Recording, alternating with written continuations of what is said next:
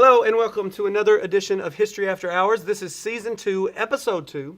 We are recording this in front of a live student audience, and it is October the 7th, 2016 when we're doing this, so I don't know when it'll be published to the world, but my name is Kevin Pumphrey, and with me is Ron Franklin and John Mark Pierce. And we are history teachers, and we have students that are going to be asking us questions or making comments or giving us topics to talk about, and so we're going to use this time to talk about it. This is a great day, too, because I love being able to record in front of students. We get so much better interaction that way. I mean, we know what we think, and we can bat things around, but to have students come up to ask us questions is really one of the best parts of the job. So thank you guys for being here, and we encourage you to come up with any questions that you have. Okay, we have a student. Already, first one up. Hi, I'm Angel, and I was wondering if higher taxes should be waived because places like Denmark, who pay the highest taxes in the world, get so many benefits from it, such as more funding for schools and complete health care overall. Okay. All right, good question. You want to roll with it? Depending on who you ask, they'd say taxation is theft. But I don't believe that, but a lot of people do. Well, taxes is how this country was founded, by revolting against them. Obviously, we are not economists, although we have studied this, being history teachers. We have two major parties in our country. One tends to be for the easing up of taxes, having more money in your pocket, so to speak. And the other party, the Democratic Party, seems to be for increasing taxes, specifically on the wealthy, but probably across the board. So the question is, what effect would it have on our country to increase taxes on the rich? Or well, she just said increasing taxes. Yeah, so I don't know about. We can specify who. Though. Everyone can agree that taxation is necessary because we like our roads, we like our schools, we like the benefits that we get from that. As she brought up, and as we have touched a minute ago, the percentage of taxation is where people have the issue with. And when we had this conversation not too long ago in class, when you get your paycheck and you look at it and you see how much of it is actually gone before you can actually, go and put it in the bank or whatever you do, and you have, maybe half left after everything is said and done, that stings. And at times I look at that and I'll kind of cringe and say, that's what else could I be doing with that money in my pocket for my family? And so you think about lowering taxes at that point. But at the same time, I don't necessarily begrudge taxes because I understand, especially as a teacher in a public school system, like taxation helps this school to function. That's part of what I get paid because of taxes, and the school is and we have a good tax base and we can roll out. But what else do we do with those taxes? We build roads, we build the infrastructure and bridges, and they're replacing a bridge in Little right now, the Broadway Bridge. That's taxation. Teachers. Yeah, we pay first responders, and we have libraries, and we have roads, and that are continually in need of upkeep. We pay for veterans and health care for seniors, and we have the military in general. All of those things come from tax base. So you have to have it. I get that. The question being, do we raise them? How many people would be suffering? So if we raise it across the board. And so then the question is, who do we raise them on? And without burdening society to the point where you're actually crushing people, because that historically has been problematic. Well, if you look back at the United States, in the 1950s, we had a Republican president named Eisenhower, and that we had a large tax on specifically the wealthy. And you could argue that we had a pretty good economy. Now, that was probably more from a post-war boom. But then you have a president like Ronald Reagan who cuts taxes across the board, and especially on the wealthy, but then increases military spending. So here's the deal: if you're going to raise taxes, certain rates. Let's clarify that, because certain rates under Reagan were pretty high. Corporate taxes and capital gains taxes were really much more higher than they are today, and so that's part of how they were funding that out. But yeah, you're right; they did. For most Americans, they saw some type of tax break there. And that's the thing: is if you're going to cut taxes, you have to cut spending. I mean, there's no other magic formula for that. If the government's taking in less money, we're going to have to cut spending. And the problem with our government is we tend to never cut spending. It seems we're either increasing the military budget, or we're increasing health care, or Isn't that kind of a concern, though, because we are engaged in multiple military expenditures across the world, and if we increase taxes on anybody, do you think that we just continue to use the bulk of that money for, because some of that's discretionary, a small piece of it, I suppose, is mandatory, but most of it just comes right out because they want it to. And then if there's more money in the government's pockets, how much of that's going to be actually pushed to the American people in forms of infrastructure and building up society, as opposed to saying, well, we're going to enrich more military contractors and go off and fight more You mean the wars. government might squander? Maybe. There seems to have been a pattern Heaven of that. Maybe. forbid. Well, Government? let's think about this just to tie it into today. Okay, the question, should rich people pay more, way more in taxes than poor people? Most people agree they should pay more. How do you quantify way more? But what if, let's say you have let's say you have a billionaire, Okay. and let's say he takes a big loss one year, and legally speaking, he figures out a way to not pay federal taxes. I don't know. For This is an 15 to interesting 18 narrative. years. Is that good that he legally did it? He's the businessman, and maybe it helped his employers and the people that work for him and his whole company by avoiding federal taxes completely. Does that help him in becoming maybe a president one day and learning how to fix those holes possibly? Go and look up the number of large corporations, not just individuals who are maybe controlling businesses, but the corporations themselves that are paying effectively no taxes in this country at all, and the major kickbacks that we give to energy, like you think about billion-dollar profiting companies like ExxonMobil and how they get millions and millions and millions of dollars back to, and the idea is that they're going to take that money and then reinvest it into their system where they can have research and development and create new products and create new jobs for people around the country and to help people in that way. That's the idea. Trickle down, yeah. The idea of trickling down, right. So, but what we've seen as a trend, and especially since the recession is ending for those folks, is that money is not trickling down. It's actually being hoarded, and that's what problem we saw under Reagan and actually under first and second Bush. That money doesn't come back into the population like it typically should, and therefore you get recessions, and then the middle class and the lower income folks end up getting hammered and squeezed almost into oblivion and struggling to survive. So do you then say, well, look, we got to close those gaps? Right now it's legal. It's perfectly legal what they're doing. There's no crime at all. So corporate loopholes, closing that, making it more... Right. So if you change the tax laws and the tax codes and then say you can't avoid those taxes, are we hurting ourselves because then the businesses can't invest back into themselves if they need to? But they're not using the money to do that anyway, so does it really matter? I think the if there's an issue with it, and we could discuss it, I think the issue being, though, now that, because obviously corporations and big business, they are so used to having a certain amount of income, they're not going to want to lose that income, whether they have to start paying more tax or whatnot. So the question being now is, where do they make up for that loss of income? And I guess the obvious answer could possibly be having to raise the price of their goods to make up for what they're losing in taxation now, which therefore you're going to have now the same problem essentially we're at. Lower income, lower class people are still going to have the problem now that they may be getting a better tax break or whatever. They're still going to have to pay more. Therefore, does that even it out, boss? That's one of the dangers of capitalism, though. We run a capitalist society, and you are allowed to make as much money as you possibly can, and there are no caps on that. So the only way to fix that is to say, look, you can only raise your prices so much within a certain time. So, but Congress hasn't put restrictions on pricing. Wages have to go up in that scenario, and prices have to stay low. But that has to be mandated. Businesses can't do that. You can't mandate that. For instance, you can mandate what about it, but we're the not recent going thing to. with the EpiPen, right? Yeah. The CEO says she's been appearing before Congress trying to talk about the EpiPen price went up in a matter of years. How many hundreds percent was it? It was like 3,000% or something. Yeah, It was ridiculous. incredible. It went from just about $100 so to over $600, and so the CEO getting a multi-million-dollar raise in her not just base salary but bonuses, $19 million a year from, let's say, $3 million in that same time frame. Then that you justify that by saying, well, supply and demand. We have the product, and that we need people need that and demand that, and so we have the right to raise our price to Just whatever because extent you we want have to. the right to do that doesn't mean that you should.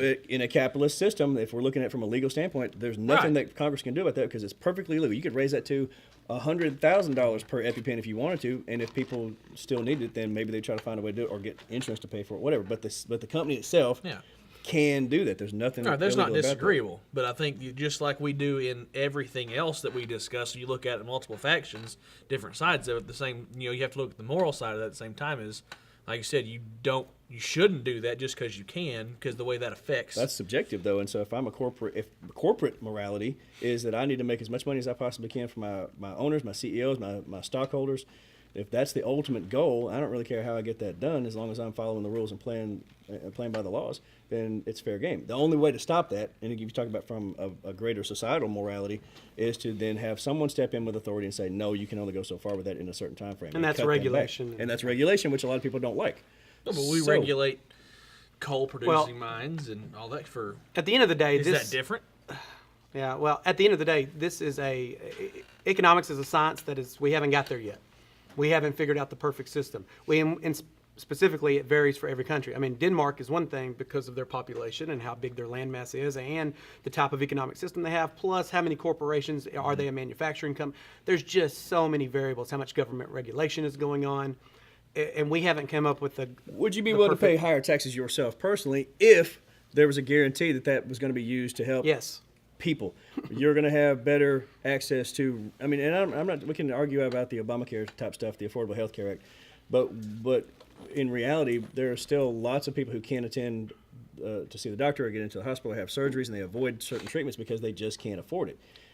Even if they have insurance, sometimes you can't afford it. The average American doesn't even know what the taxes go to. They hear cutting taxes. Yes, I'm for that. Who's that? I'm with them. But what if we had a real plan, transparency, and we said we're going to take this money and we're going to actually use it for these projects and we're really going to build up? Then I wouldn't necessarily mind keeping the taxes where they are, maybe even myself paying a little bit more, which seems that it's almost counterintuitive. Would I hurt my family by doing that? Not if we get benefits from as a society that we could then enjoy. So. All right, well, we need to move on to another topic, or we're going to spend the whole time talking about taxes. Right. We had lots of hands earlier, so... Somebody with courage, come to the mic, say your name, and tell us your question or topic. Here comes someone as we speak. Hey, Preston. State your name. My name's Preston, and I was going to see what y'all think of if Nazis took over everything and what they would do and everything, and like how you would think they would The become. Nazi scourge.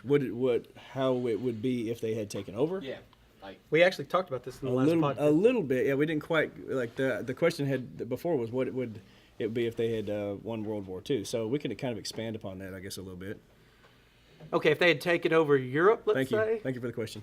I mean, I don't think they stopped there. I think as long as Hitler's in charge, they're going to eventually turn on Mussolini. They're going to eventually invade China.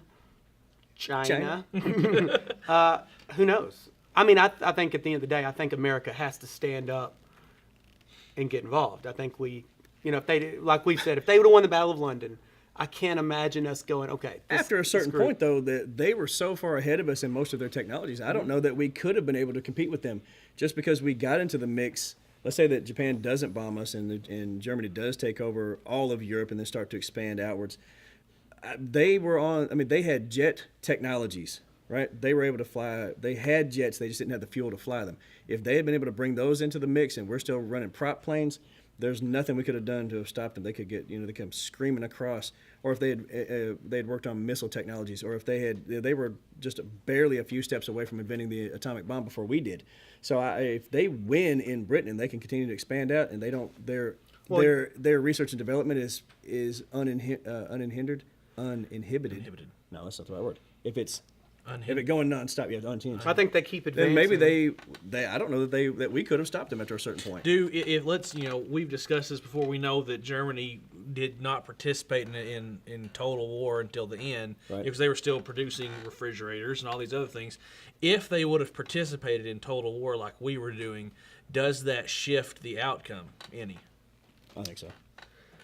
So then if Nazi ideology rules Europe, well, you've got to think destruction of the Jews. Mm-hmm. You've got to think total fascism, nationalism to the nth degree. It's a horrible world to think about. That would be bad. It would be bad for us, especially. We would have to build a wall. We would have to just try to keep them out of our country. But even then... Well, I'm going to play devil's advocate here and say that maybe it would have been better. Okay. And I say that because under Nazi Germany, the people in Germany specifically were very happy. Their cities were clean. They'd been rebuilt. The economy was functioning very well. The safety and security was at the top of their goal. People had unemployment numbers were down. And so when you're either going to be really happy or really sad. Somebody's going to be really happy and somebody's going to be really sad. So does the majority of the world function well based on that? Probably not, because they were pretty against large parts of everybody who wasn't them, basically ethnically.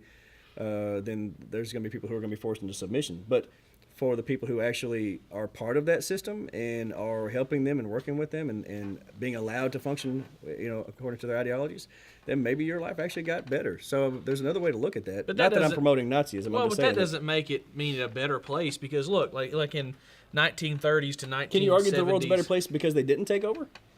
Well, and I was looking specifically in the idea of you saying if you're that certain group of people who does fit into what they want. Look, we did that in the United States. In 30s to 70s, if you were white people, it was great to be an American. But if you were anybody else, specifically African Americans and people who were viewed as less, it wasn't a great place to be. And so that's the same way with if the Nazis would have taken over Europe. Yeah, I'm sure for a small group of people it would have been a great place, but for everyone else, like you said, that doesn't make it a great place. Happy, these are vague words. Let's define it as the most amount of happiness for the most amount of people.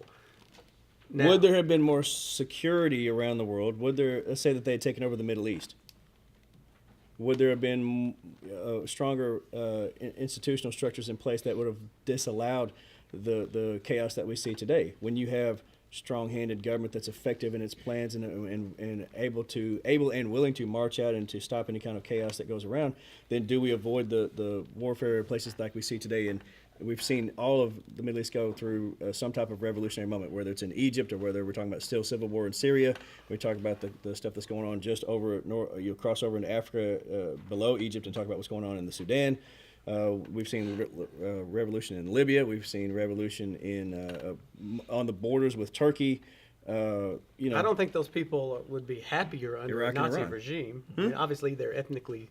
Well, but what if they were complacent enough to just follow the rules? And isn't their life less stressful? But we've seen the Middle East never be complacent ever. Well, With any regime over them that's not with their ideological. the Ottomans were pretty happy for a long time. I believe. This will be my statement. Now, I understand you can pick apart selections and you can say, oh, well, if you're following the rules and you're a white person, then that's going to make you. But I think the most amount of good for the most amount of people is not Even if you're Nazism not. or Well, fascism. again, I'm not saying this is what I really believe. Right, I'm just yeah. throwing this out for argument. But what if, let's just use the Middle East again for an example. What if the Nazis have taken that over? And let's say that you don't get to participate in the system, but at the same time you're still allowed to live and function and do what you do as long as you're following their rules. Then you have a more organized and efficient life for yourself because you know what the rules are and you know what the boundaries are and know that other people can't come and hurt you and nobody's going to overthrow that. So the stability from the top down does make a difference, I think, when we argue about whether people can be happy. You may not have full civil rights, but at the same time, maybe you live in a system that protects you and the rights that they have given you better than what we see today. Yeah, maybe so. I mean, once again, you have to microcosm, but I still think overall. It's just an argument. Like I said, I don't really believe that. I'm just it's interesting to think about. But even if you do follow the rules, the majority of the Jews did follow the rules. They wore their stars. They did, but at the end, since the Germans viewed them as inferior, at the end, if it would have continued, you would have seen the annihilation of the Jews. Does that? Yeah, but you're taking a very small, and nothing against the Jewish population, but they were a small percentage of all the people that they were actually dealing with. No, I understand that, but does that make it less important though, just because the size of the population, or if the Germans would have viewed them, obviously, right? If they would have viewed people in the Middle East they're not lesser, Aryan just either, like so they they're would gonna have, right? So I mean, round them up too, even if eventually? they would have followed the rules, I still don't think that they would have been But if you survivable read in the Mein long run. Kampf specifically, it says that they respect certain people and will allow them to work with inside their system. The only people that they really had a true hatred for were the Jews.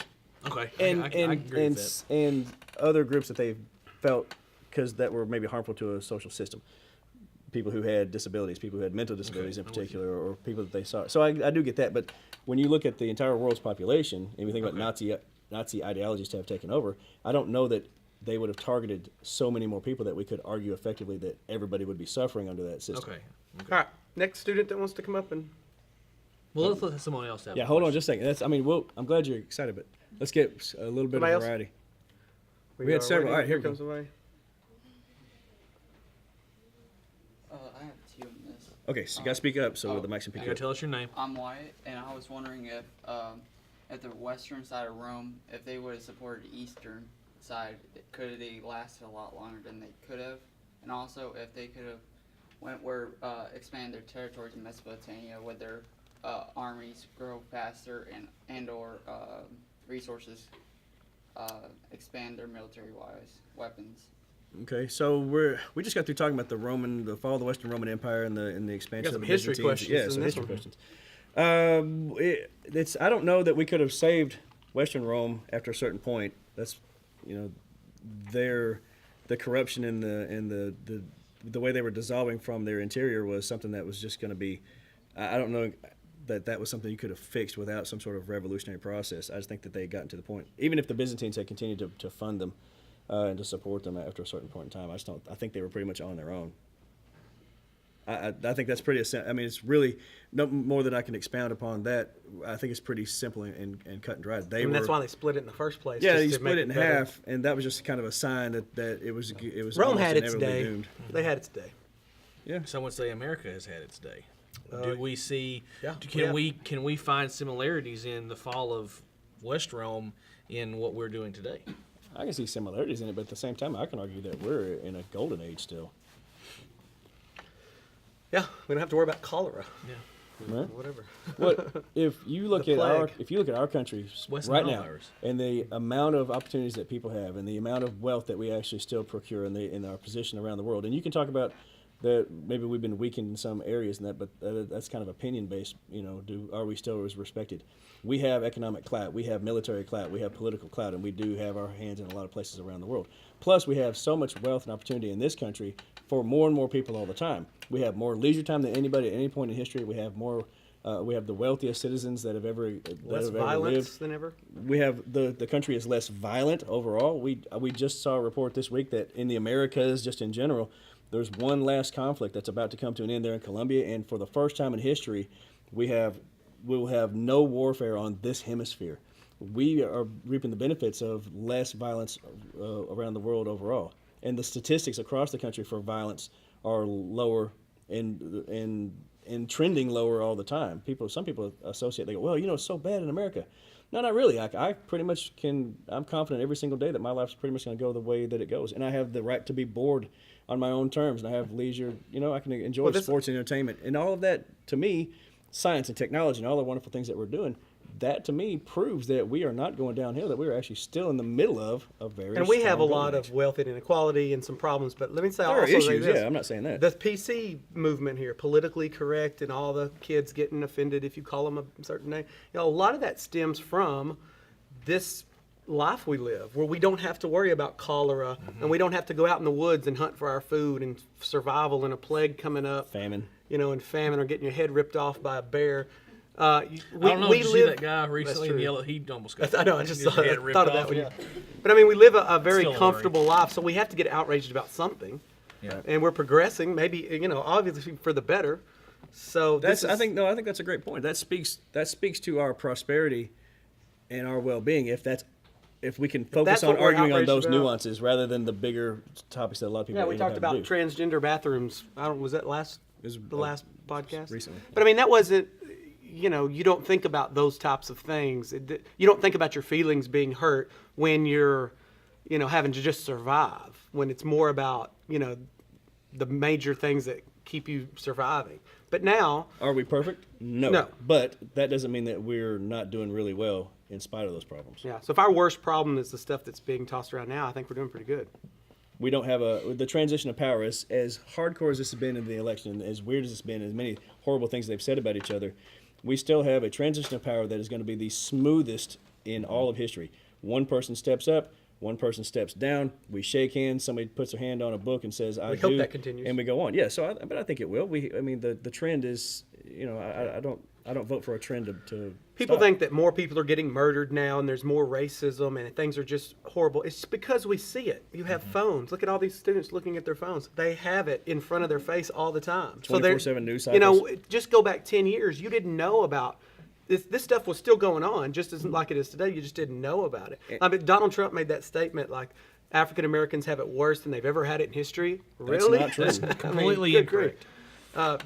Never mind slavery. Just go back 20 years Mm-hmm. and discrimination and on another level. So I don't know. You got to be careful when you start talking about history and worse than ever, because for most people, some people are having a horrible time and are fighting for survival. Granted. And all that. But most people are living a better life overall than people 100 years ago. For sure. Even our poorest people in America, statistically speaking, are better off than most people who have ever lived across the world at any time in history. We have a better quality of life, even for our poorest citizens, than anybody else ever. Yeah, and how- except for people who lived at the very top of their systems. We eat better. We have more safety and security. We have more help that's available to folks. We have better education opportunities. All of that is out there, and so to say that we're going downhill or we're doomed, I think that's ludicrous. Here's a stat: the number one cause of death ever, malaria. How'd you like to die from malaria? You don't have to worry about that. But guess what? Over half the people who have ever died from malaria. Add up car crashes, tobacco, cancer, name it. The plague. Warfare. Add up all that, warfare, add up all that, and that still doesn't come close to how many people died from just malaria. Malaria is a pretty bad deal. We don't worry about it. Yeah, we don't worry about it. So we worry about our Life's pretty Who good. goes our to cell bathroom phones. I where? like it. Okay. All right, awesome. Another question? We had others around. I saw hands. Oh no, they're getting scared. Yep. No. All right, come on up. There's a lot of you. Don't be afraid. Be slightly afraid. Slightly. Hi, I'm Luke. Hi, Luke. Just wanted you guys to weigh the difference between the benefits of AI and the drawbacks of AI. I love this topic. It's scary. It is. I was just gonna say it kind of scares me a little bit. This is I've been listening to some podcasts on this and doing some research of my own. It seems some scientists that are on the edge of technology think this is probably more of a crisis than anything else we got going. A crisis? A crisis. It'll be worse. Artificial intelligence is a crisis. Some people, some scientists way smarter than me and computer scientists believe that artificial intelligence is the number one threat to human survival, more than the environment, more than wars or terrorism. Within 5 to 50 years, if you have two doors, picture you have two doors. One door, we keep going in technology, which there's nothing to say that we won't. We'll keep trying to progress. Companies will compete. And you open that door and there's AI, artificial intelligence. We already have dumb intelligence. We have smart cars. We have smartphones. We have things that can think to some degree, make decisions with algorithms. But they're controlled by us. The other door is you stop technology. And then therefore you never develop AI. Well, which door is more likely to open? Probably the one that leads to AI. There's nothing that has happened that is, that seems to indicate we're not going to develop this. So what is artificial intelligence? Where do they think that this is going to cross a line into some sort of danger zone, though? Just because you have technology that can think for itself, once you turn it on, it can roll and just come up with whatever. Okay, so AI basically understands means its own intelligence. It maybe even if it's not conscious, not sentient, it doesn't even know that it's conscious or whatever. AI basically it can control itself and it can increase its own technology. It can learn. It can learn. Okay, so here's the problem with that. The electrical circuits in a computer run about 1 million times faster than the neurons in your brain, which means as soon as AI becomes AI and I can do this myself. I don't need humans to program or do algorithms. I can improve myself on myself. It could do, this is what they say, 20,000 years, human years worth of progress in 1 week. Wow. So you could invent AI on a Monday, and that very next week, it would look at you like you're an ant. Like you wouldn't even be able to communicate. I mean, think about what humans would be like 20,000 years ago. Egyptians were just 5,000 years ago. I mean, that when we think of it. So think 20,000 years. You wouldn't even be able to communicate with it. And then it could also develop its own AI and other machines that could make literally anything that's made up out of atoms, including us or the earth or the universe. Well, okay, so just turn it off. Yeah. Well, what if it won't let you? Unplug it. It's too late. Assuming that AI, as soon as it comes into being, the assumption is it will have access to the internet, which is it's out there, and there's so nothing. once it releases itself into the wild on its own. Yeah, movies within about this. seconds. Oh, okay. Now, forget just that horrible depiction of it could kill all of us and not even know it. Just like we step on ants. Some of you probably carefully walk around ants. Just, I like ants. But if you had to build a house, you wouldn't be like, oh, we can't build it here. There's an ant here. You just build it. Okay, these ants have to die. Well, if they looked at us like that, then that's a problem. Now, forget that. Let's move on to the first state or country that comes up with this intelligence. What if China got wind that in Southern California, a company was getting really, really close to AI? they would probably make sense to bomb us. Because as soon as we had this intelligence, we ruled the world. It's a game. No one could, we do whatever we want, and nobody could stop us. There's not a military force alive that can compete with AI instantly, within a day. So this is and plus, just think about, let's say that it works out just like we want. And AI, we can kind of help, it can do what we want it to do. The amount of jobs, labor that it would eliminate, we don't even have an economic system or a political system that could absorb this. It would change us fundamentally in so many ways, and it's a pretty scary thing. So now, do I have a solution? No. And I do tend to think companies are going to compete for this. They want it. I mean, we got virtual reality. We got people chasing Pokemon all over the place. That's just that's nothing, you know. All right, let's break that down to a different scenario instead of world dominion. Right. Let's think about at what point. Let's think about robotics and AI that can go along with that, because they're creating more and more human-like robots for help around the house, or people who have disabilities, or people who need companionship, or whatever it is. Like, let's say that in a nursing home, people don't have, maybe they've been there and they've been misplaced by their family, and people don't come see them very often. They're very lonely, perhaps. And this could be like a companion that would never get tired of listening to you. Could play games and associate with you and become like maybe a surrogate family member for you if we can build it up to a certain point. I Am Robot. So that's interesting. Well, yeah. So, but Is that Chappie movie? But if we do that, and we allow AI technology to become more human-like, is there ever a point in time, and this is just an interesting question, I think, because I talked about this with somebody the other day, do you ever have to get to the point where you have to consider its rights? Well, if it can think if and it's feel and conscious. act and look like a human, Well, I think- do we ever have to get to the point where we go, well, maybe we have to consider giving it some type of legal right? I wonder if artificial intelligence would ever form an opinion. Like if I'm an artificial intelligence, you are, and we believe different things on subjects. Maybe. I wonder if that would happen. Maybe. I don't know. It's probably more likely to think that we would become more machine-like. Think about virtual reality. What if virtual reality got so good that it was like this?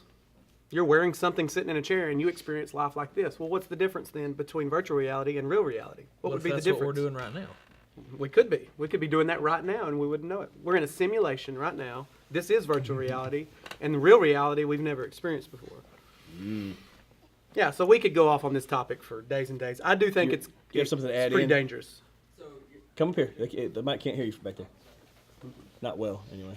so you're saying it's going to be like a Matrix scenario? What you're asking? It could be. Well, there's something called the Multiverse Theory, which means there's multiple universes, and some of these probably had humans that progressed way farther than we are right now, and they wanted to know what happened in the past, so they're running simulations like you do play video games.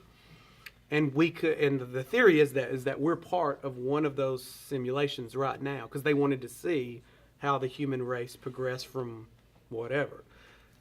Now, that once again, I'm not saying I believe in this stuff, but that's something that a lot of people are talking about. It's more likely that we're in a simulation than we are in real, what we think of reality. There are some smarter people than us that believe that may be true. Oh Stephen yeah, Hawking yeah. These are and- astrophysicists, and these are people, that are a lot smarter than us. I listen to podcasts and people talk about this stuff, and I get scared. But then I just put it aside, and I don't try to think about it. All right. Anybody else? All right. Yeah, go ahead. We only have a few more minutes. Is it? Yo. Okay. This is another economic question. Okay. Should minimum wage be raised or stay where it is? And I was thinking about this topic with family, and personally, I believe it should not be raised because minimum wage jobs are mostly temporary jobs until you move on towards it. But there are some people living off those jobs. Yeah, And that's where why I they was create actually. living wages. That's actually where I was going to go with that. Is that in the past it was true that minimum wage jobs were a stepping stone to some other career, but what we've seen, especially since the recession that began in 2007, 2008, a lot of people who had careers may have ended up losing those jobs and had to find something else because we had a massive unemployment numbers during the first parts of that.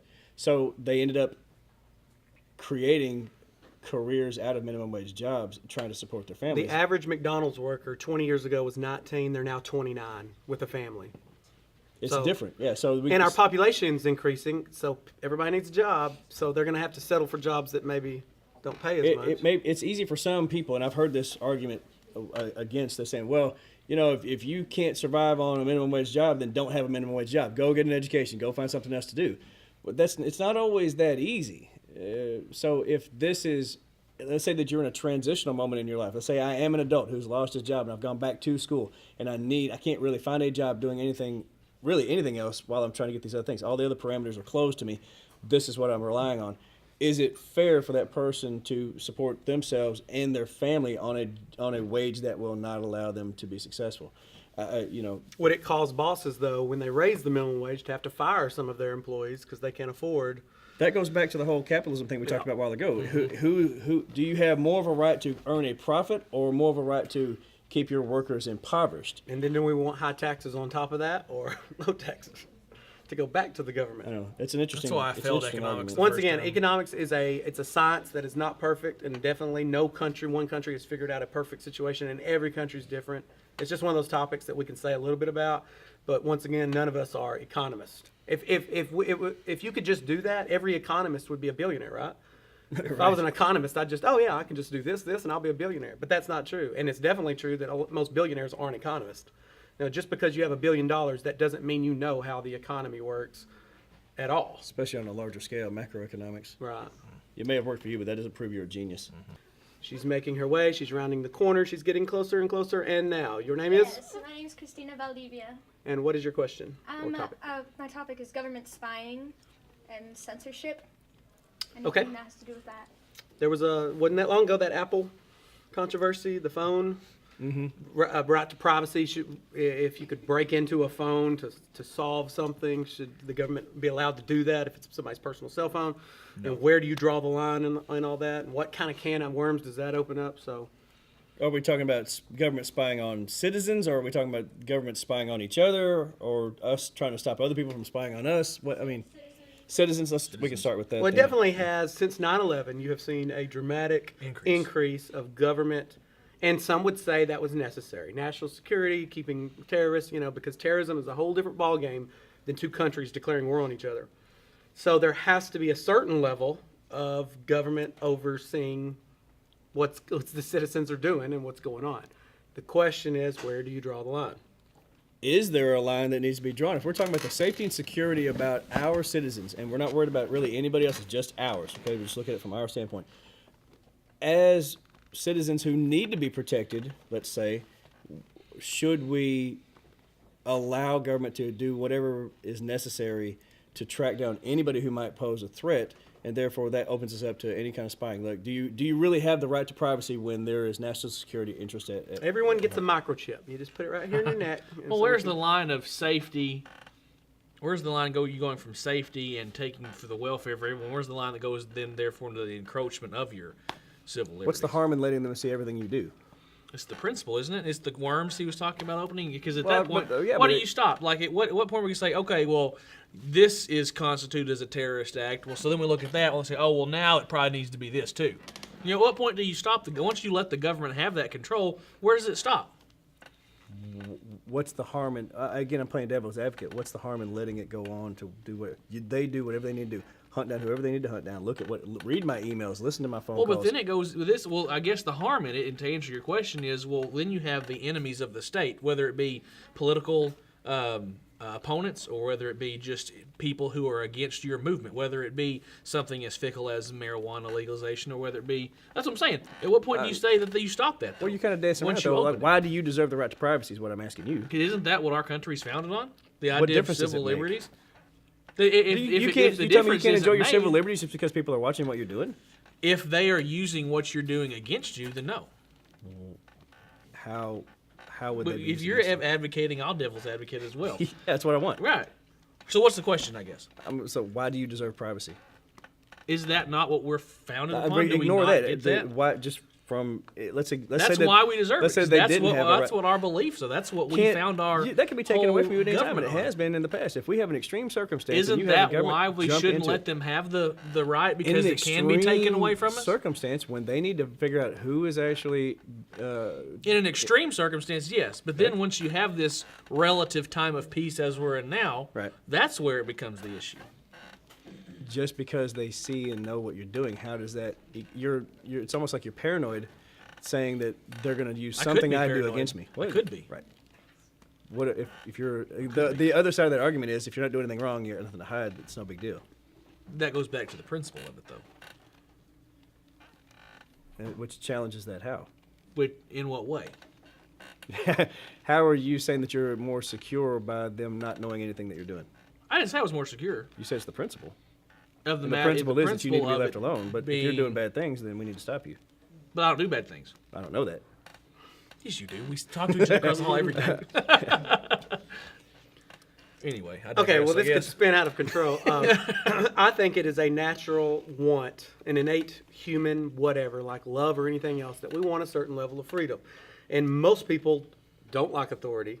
And obviously, our whole country was founded by resisting against authority, and the British being so into our business that we want freedom. There's a case right now where a man is losing his house because he got off the grid. He figured out he has land, he has a mobile home. He has figured out a water purification system using rain. So he uses his own water, not city water. He's got solar panels that he set up, so he's off, and he knows, he learned about all that. He hooks his whole house up to these solar panels that draws energy, so he's off city electricity. And they're now threatening to take his house and stuff away because for safety reasons. Now, he has chosen to live off the grid. He doesn't have an electric bill because he did it himself. He doesn't have a water bill because he did it himself.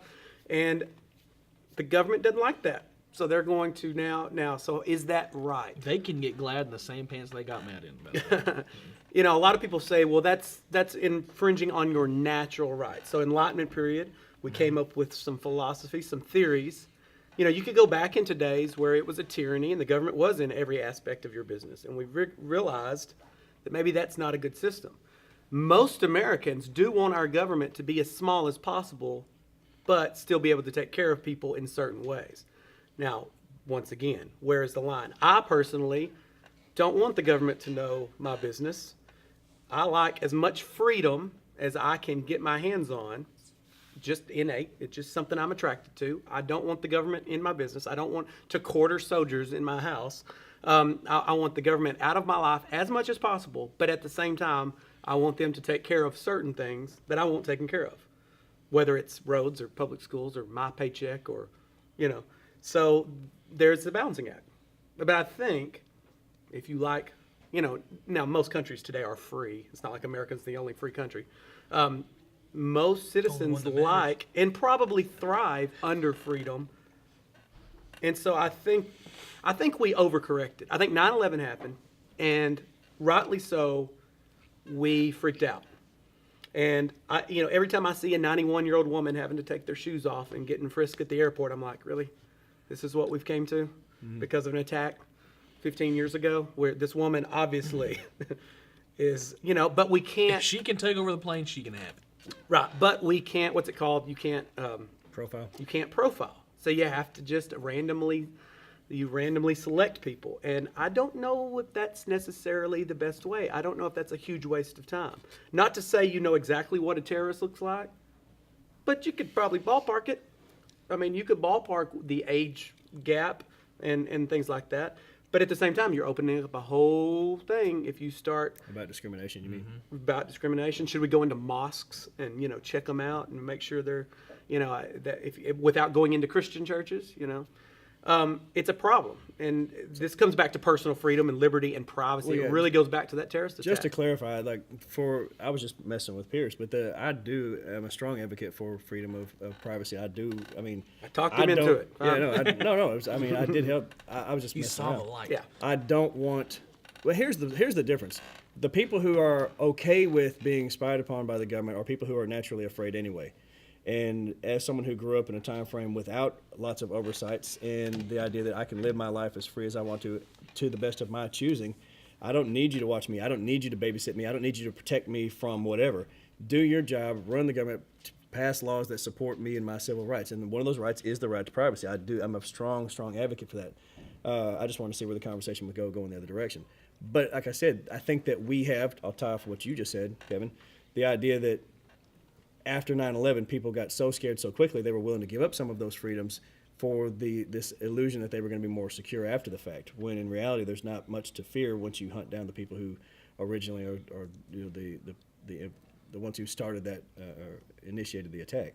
I mean, the overcorrection obviously also involves the war in Iraq. And you can debate all day whether we should have, I think logically, rationally, as a scientist, we were okay with going into Afghanistan. We had the intelligence that this is the country that was harboring the people, the Al-Qaeda, the terrorist group that did 9/11. As a country and a nation in the history, we had the right to react to that. But then 1 year later, we turn around and, that's where things got crazy. And I think we just... Well, if we talk about it from a spying standpoint, the government's always been involved in trying to find out who may be actors that are working against the state. And so what has happened and worked best in the past is that we have allowed government to do that, but then had strong oversight. There's somebody watching the people who are watching you and saying you can only go so far for so long, and you have to have people. What we do right now under the NSA and the Homeland Security Division, and Patriot Act, right, is to allow government officials and policing agencies to have almost free reign at times if they can say, well, so-and-so may be an immediate threat. We can watch them, and there's no time limit on that, and they don't have to report to anybody, and they might spy on you in ways that can't be sort of critiqued by other people, which makes it dangerous because if they have a personal vendetta against a certain group of people in the country or against you in particular, then they can target you and just say, well, it's national security, and then get away with harassment, which is not really what this country needs to be focusing on. We don't want to be harassed. We don't want to be bullied into thinking that we have to act a certain way. We want to be social, we want to be civil, but the government needs to be as well. In reality, the way the system is set up is that they're not supposed to control us, we're supposed to control them. Yeah, who's overseeing them? Right. You should always be wary of an agency that doesn't want to be held accountable. They just let me do my own thing. Or Trust passes us. laws where they don't have to be. Right. Trust us. No, I'm not going to trust you. All right, let's move on to another topic. Somebody that's a good got one. something else they Very would... good. Yep, come on up. Come on, Kelton. Okay, State what's your name for the record. Kelton out there. Okay. What about military exoskeletons? In terms of what? Like, Like tanks? Or More like something that like you wear. bodysuit? Oh, body, like Kevlar stuff. a little bit, but kind of like how the Iron Man thing is. Okay. Our government should invest in... Well, I mean, they already kind of are. Super armies. To create super soldiers, basically. Yeah. I'm yeah, not this against is that. what's this, RoboCup kind of thing? You need a human in there because they can feel empathy and they can make moral decisions on the spot. But having some sort of protective warrior gear to keep them from dying. Even if it's not protective warrior gear, I've seen the suits that they got because a lot of military boys you have to lift things. That's we load this tank, load this truck, load these weapons, whatever happens to be this arsenal that we're moving across different territories. And it's heavy and it can wear people out. It can give you lots of you can get back problems and whatever. But to wear an exosuit that can lift 100 times more than a human could and just sort of grab engine blocks and put them up on a truck and just walk away. That's intriguing to me because it actually increases people's ability and the functionality of the military in general. So I like it. I don't know that you go that route, though, as much as you would go, if you're going to spend billions of dollars on some sort of military initiative, do you not just go full robot and play it like a video game from miles away? drone. We're doing it with drones, yeah. We're doing it with drones. So, thinking about, you make it 20 times as big, this beast robot, and you've got the cameras and The you're first Thor movie. yeah. And then there's no human life in danger at all, and you can make the decisions because you control the robot. Wait, but what about power? What about the power for that giant thing? I'm sure there's some sort of Little solar wind-up switch. Yeah, we just wind them up and let them go. What are you doing? I'm Same actually going power to we war. use for probably Going to gas war tank. soon. Going to round up. I'm sure that they can Kinetic figure out energy. the power issue. I can't ever know the difference. Kinetic or potential. I don't know. What about malfunctions? What if it goes wrong? That's why we're history teachers, not military. Well, I mean, like even with drones, that you're talking about a drone dropping bombs. There's going to be collateral damage. What if that thing malfunctions and dives into a house? That's the risk. I mean, if this robot could become conscious, now that would be, hey, what am I doing? And then starts fighting us. No, we don't. We have to control it. But Yeah, we have the technology now to do that. If it would just malfunctions and cost- starts questioning its orders, then yeah, that's a problem. I agree. There has to be some sort of fail-safe in there.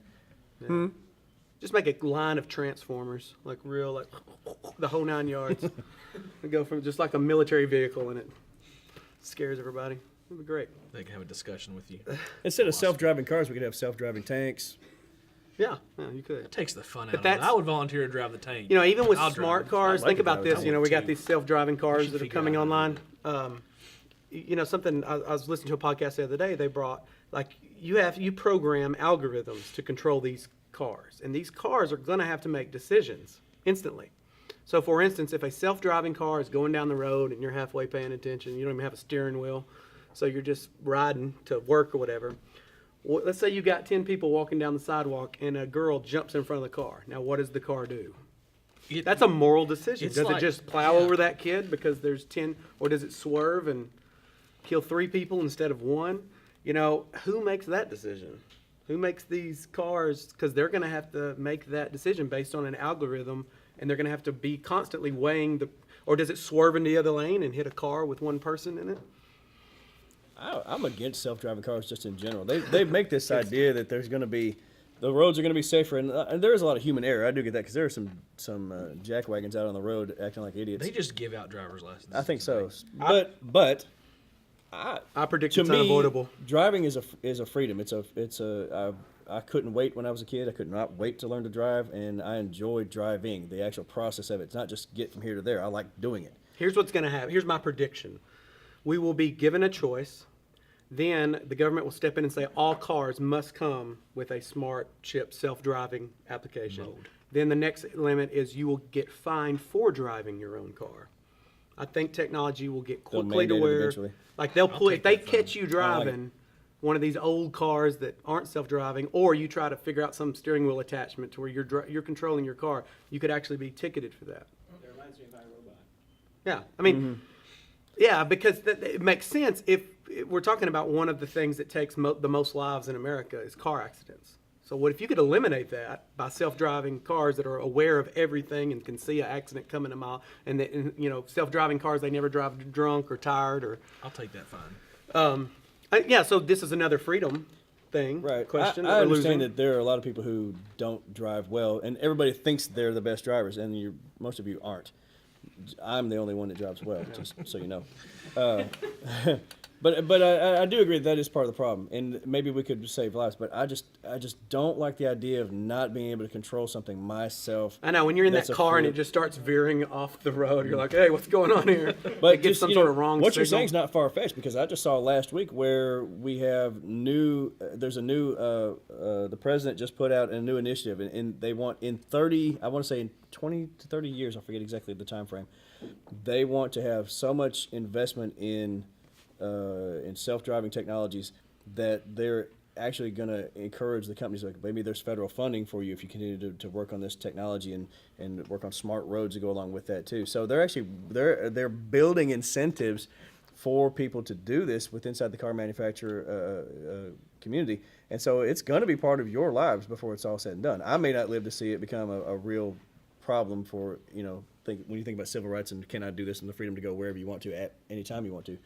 But if it's self-driving and it's programmed to do, then it can also be hacked. That's a problem that I have with it as well. Like we've seen that happen with some of the Russians. self-driving. Yeah, people can do anything technologically, especially if it's wired into like a grid. That can be messed with by It someone would be who cool has if you had bad, self-driving intentions. cars so great. You know, they all go 100 miles an hour everywhere. You know, you get in this car and There's no traffic jams. No they say, traffic jams, maybe. you just- Little old ladies don't get in your way in the fast lane. That's right. There's no wrecks. I mean, like I said, I get the benefits, but at the same time, it just kind of, I'm one of these, I try not to be a conspiracy theory guy, but that just doesn't set well with me. I want to just sort of go when I want to go, and I want to drive I want to drive the kind of car I want. I want to be able to go when and where. I don't want it being saying, well, sorry, you can't go today because you passed your limit on. Like, that thing could be a reality. You know, sorry, you can't start your car today. Or let's say that I'm going somewhere and some authority figure doesn't want me to, so you can't go, and they push a button and shut my car down. Sorry, can't go. You have to go over here now. My grandmother didn't like buying vegetables and fruit and stuff that other people grew. You know, we're talking like Depression era, but she wanted to grow her own because she knows where it's kind of that same. I'm not ready to let go of that power. It's still the same feeling. I know yeah. the soil. I planted these vegetables. I admit I'm probably Trouble. stupid on this issue. I'm Nah, you're just probably old. wrong. I'm probably wrong. It's probably better in the long run, but it's the same thing. I don't like it. Yeah, I hear you. All right, next topic. Anybody? Young Franklin. Hello, sir. Young Franklin. Hi, my name's Eric Franklin, and my question is, if humanity ever made a cognitive robot AI, would it deserve civil rights? Okay, we lightly touched we this touched on earlier. that just a little bit before, but let's go explore that. I like that idea. Companion robots that are consciously aware of their own entity, right? Does something like that? Because if you watch any of the videos about robotics right now, we're pushing the limits. Some of them are very lifelike, some of them are very humanistic, and so much so that they can hold conversations that not that are pre-programmed conversations, that they can actually say what they think and how they. At what point do you actually think that they're Wait, feeling? okay, so is this AI? This is artificial yeah, intelligence. so- They can learn. They can learn and they can respond and they can, but they're not humans. They're completely mechanical. But at the same time, if they can think like a human and interact with humans on that level, do they deserve, even at the smallest level, any rights at all? They have the right to continue to serve. They have the right to not be enslaved. They have the right not to be, you know what I'm saying? That's a tricky slope when we start giving rights to non-human entities or non-living entities. Let me say it that way. What do you think? Well, I'm scared to death of AI, so y'all might want to I talk have a about. hard. You know, I can see all don't this. think I it's have a good. hard time saying yes. You grant something that's not. Well, what makes a human human? Oh, Now let's well, we have a soul, but Yeah. just generally speaking, what makes us different? What makes us different than animals? I think if it's therefore just I a am- scientific level. I think, therefore, I think I'm we aware of think- myself. I'm aware of my surroundings. I'm aware of my universal position. So we have logical reasoning to look at our situation. It's not just about logistics, though. I also have the ability to emote. Okay. But what if will that's- artificial intelligence? Will they Will they form emotions? Will they form opinions? Will they form? That's really the question. Will they get to the point where it looks like they do, I think they kill us or all. do we project our emotions onto that thing and think that it's being reflected back when it's really not? It's not originating from that thing. It's reflecting what we already think we feel. That's the danger zone, I think. It knows that you know that it knows. Right. Once again, I personally don't think this companion robot thing is gonna. I don't think we're gonna make it there. I don't think it'll that happen. happens. I think it will happen. I think as soon as AI is born, it's over. I'm telling you, whatever machine, whatever it looks like, maybe it looks like us, a robot. As soon as that thing can think, Is it a mistake to make them look like us then? they will look at us like ants, like we I look think at it ants. is. I think you make it look like a robot, like a steel. Maybe it'll feel aluminum. bad for us if it looks like If it always us. looks like a robot, but like I said, that's not the trend. There's a growing trend right now to Wanting make it it as, to- as humanistic as you can. The As computer human-like. Like the scientists- Hall of Presidents at Disney World. Those but guys. better, yeah, it's just so much better because to be able to move and interact and so fluidly, it's going to get to the point where it's so fluid and the skin-like textures that they can But build. why would it want to look like? I just. Well, but they're doing that. That's what I'm saying. I know, but that's us doing it to them. I know. When these things I come wonder what online, they will want to look like. Here's okay. So I talked a little bit about this just to give you a little background. Computer scientists that are on This the bothers edge, that are I don't now like it. dealing with AI. They think it could be 5 to 50 years, somewhere in there. It's going to come sentient. It's going to be aware of itself.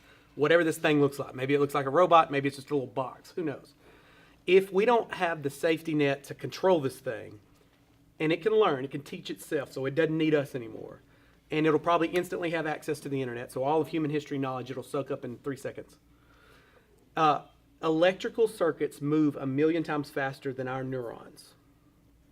So that means in 1 week, 7 days, it can learn 20,000 years of progress. It can make 20,000 years of human progress in a week. So you could design this thing, it comes online on a Monday, you could come back to work next Monday, and it's looking at you like somebody 20,000 years from now would look at us, like we would look at an ant, just some sort of, you wouldn't even be able to communicate with this thing. It would be its own, and so the danger is it wouldn't care anything about us. So you're saying we created a god? It would be like a god to us. And it would every week 20,000 years more worth of progress because once again it's teaching itself at 1,000,000 times the rate that our brains can. But part of the reason why we teach ourselves to do things is so that we can create better things for society and for ourselves. And so That's our if human it's- values. Well, but why would it need to go 20,000 years in the future of learning when there's nothing? Wouldn't it get to a point where it would just stop and go, well, there's no reason to go any further because we have to use the knowledge that we have to do something with before you want to compound that. I would assume that instantly it would be able to create other AI that could Okay. do what it does. All right. Well, if it's creating, that's different. Just think about the smallest machine that could make anything made up of atoms, which everything is made up of atoms. So it could create anything. I don't like things. I know, I don't like it either. It's entirely possible if we're Come up the here. ones building it. Can't hear you. Come up here. It's entirely possible if we're the ones building it to just put in delay circuits to make it think at our speed. So it wouldn't be any. What if it learns to move around? I was about to say, those but things? once it becomes its own thing, it can go around. It can know what That's you the did question and is stuff can like and, that. and this is the question because computer scientists, can we figure out a way, an algorithm?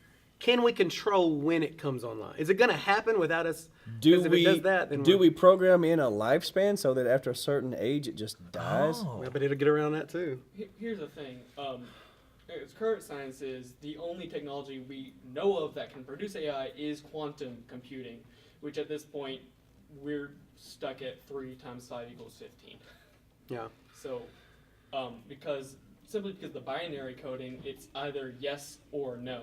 With quantum computing, it would be able to think in multiple levels of understanding. Okay. So we don't even have that capability yet. And there's a lot of smart people, Neil deGrasse Tyson. I've heard a lot of people not worried about this at all. They're just like, okay, well, technology has only helped us so far. So I'm sure that we'll be able to, when this thing happens, it'll help us too. I'm not convinced that I'm worried about artificial intelligence going off and blistering mankind and wiping us off the face of the earth and taking over. Because if the whole point of its existence is to Well, Bill Gates and Elon Musk, some of those guys, I think it's a worse crisis. well, than then we all environment just or- move to Mars. Yeah, Just have to get out. we'll have Let to it get have there the through planet. AI. Though, Have probably. it. We've used it. Let's go. Yeah, I don't we know. screwed I mean, up. it could Let's try enslave another the one. human race, or it could help us. Maybe it'd treat us well, or maybe we can control. Maybe it. it'll be a That's gonna benevolent God, and we're all better off in the long run. That's true. But we also talked about there's a lot of political, economic. We wouldn't even be able to absorb AI if it did happen. Yeah, but we've gone way off from the question. Oh, which yeah, the is, question is, do companion robots. any of them, if we don't go to the full Terminator mentality, if we just go say, that's look, where it has these to are go. companions, they are helpers, they're functional, they can provide services to people that may not be able to help themselves. Maybe I have mobility issues and I can't get around in my house. Maybe I've been injured in some way, industrial accident, or maybe in the military, and now I have these robotics that are here to help me. Or let's say that for elderly people who don't have companionship anymore, maybe they had a lifelong partner who's passed away and now they're on their own, and maybe their children are scattered off and they really don't have any other option. Now we have this thing that can be a benefit to their lives and increase their quality of living. But the more we can make it like a real person, the better off that quality of life for the actual person is going to be.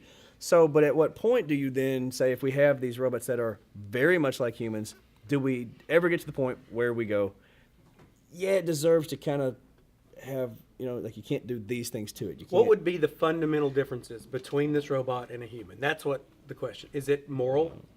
Can it emote? Right. I don't know. Can it have sympathy It would kind or of need empathy? to. If it was going to be a companion robot, it would need to. So if it has all of those emotions that we have, the only thing it's lacking is a heart and blood and bones, then you would assume that it would need rights. Right? What's the difference? Just the hardware? Just the makeup? What if I part of me leans in got that in a bad direction. car crash and everything became mechanical except my brain? Do I not all of a sudden, does my brain make me human? Is that what it is? And what's the difference between, if our brain is just processing information, then what's the difference between that and a hard drive on a computer? Information processing. Okay, well. So anyway, next. Anybody just want to chime in on that one? Because that's an intriguing topic. And we're not maybe as smart as we need to be to kind of bring it to its fruition. No. Yeah, go ahead. We could be a little bit more careful about how we make these AI. Yeah. Because it could end up like Ultron, or it could end up like a nice guy. Yeah, that's the question. Will we have control of this AI once it pops online? Once it opens its eyes and looks around and goes, wow, look at these. We need Jarvis. Yeah, we need some sort of benevolent, yes, I will be sweet to the humans. All right, Good one. next, anybody? How much time we got? Yeah, we got a few more minutes. Yep, we're good. All right, go ahead, James. All right, my name is James St. Sun, and what would happen if China had discovered America? Oh, yeah. I thought about about this that either earlier. this year or last year for the first time ever. It depends on not just discover America, but if they decided to colonize and do kind of what the Europeans did. Because there are some theories that says Chinese had discovered America. They just didn't stay. They made some trips, but it's Yeah. like Leif Erikson. They didn't Right. follow up. Right. The Xinghai expeditions came through, and they, instead of going eastward from China, they went westward towards India to explore. But there's lots of evidence to suggest that they had gigantic ocean-going vessels, and they were looking for trade and they're looking for opportunities. But they weren't, like you said, not really looking to colonize. They were looking for trade investments, and they really wanted to concentrate on themselves. But if they had wanted to colonize in an open territory like the Americas, and yeah, I know that we're filled with Native Americans, but at the same time, they were scattered, and they would not have been able to mount any kind of There's no unification. resistance. Yeah, so they could have easily, if they had found this continent before and if they were in that colonizing mode, and the seeking resources and things they could have brought in to make their own society better. At this time, they were more advanced than Europeans. Oh, definitely. And one of the things that made them kind of fall in Europe rise was not only Europe discovering America, but their cultural isolation. They chose not So to. what if they chose not to be culturally isolated? Right. There's no reason to think they just would have just kept going up technology, and then we would all be Chinese. Or whatever we would do. They could have easily dominated, I think. Yes. So And the sheer numbers, you could imagine the empire they could have created. realistically, I think that Europe may have folded by comparison if they, because the only reason, like you said, the only reason they really rise up out of the ashes from the Roman era is the idea that they connect with other parts of the world, and then they colonize here and then utilize all the wealth of resources that you find right here, and then amp themselves up and then fight with each other for competition, and then they start to colonize other parts of the world too. But if that had never happened, then it's very possible they could have stayed some sort of backwater.